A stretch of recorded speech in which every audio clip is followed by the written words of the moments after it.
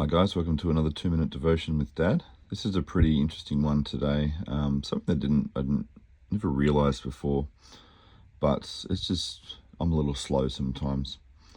So Jesus is he's just done his triumphal entry into Jerusalem, and a key verse that jumps out is the entire city of Jerusalem was in an uproar as he entered.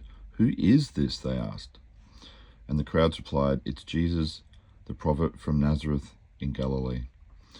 Now, it struck me that Jesus was relatively not well known in Jerusalem. And I was thinking, why would this be? Because, he was known everywhere in this area. But if we go back to my little map, this is where things start to become a little bit more clear.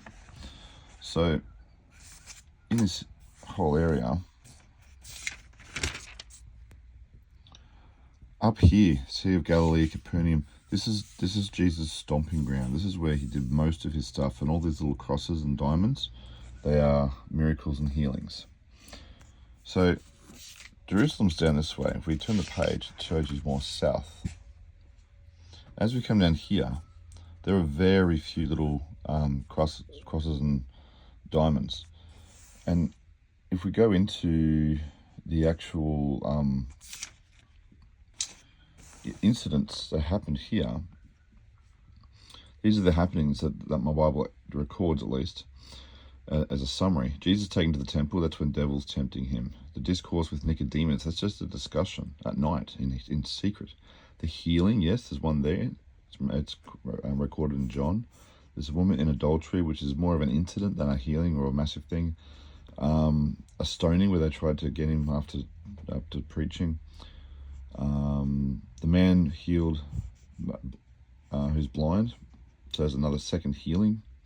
Then there's the triumphal entry, and the temple cleanse, which I'll be talking about shortly, and the Last Supper and everything else. So until this point, not much has happened concerning Jesus in Jerusalem. And that's why this key verse is like, who the heck is this trying to make almost, they're probably thinking he's big noting himself, but he's actually just not known. But they sure would know him afterwards, wouldn't they? This is the next morning, he's goes in and he clears the temple from their marketing and turning it into a marketplace. Then he does a few healings here, and the leaders were indignant, The next morning, he curses the fig tree, and then he's actually got the audacity to go back to the temple. And this is something here that I just thought, wow, I've never realized. It's the next day. It's the day after he's just caused this huge uproar, and he would be the talk of the town. But now he's got the gumption to go to the temple and then start teaching. And so this is why this passage is really significant now, really. Because now they're saying, by what authority are you doing all these things? Who gave you the right? So all these things, it's not just the teaching. It's actually the fact that he's just caused the biggest uproar in history, where all the market and other sellers had to go somewhere else now to make their money, because he's restored literally law and order into the holy place. And so I guess the challenge for me, is if you feel, or if I feel led to do something in response to a conviction, we have to then live through and face the consequences later, or back it up by hanging around long enough to answer for it. And ironically, Jesus talks more, and I'll probably do another one, a different devotional about this, but he was able to answer for them, and all the questions he actually silenced. But he didn't just cause an uproar over here and then disappear.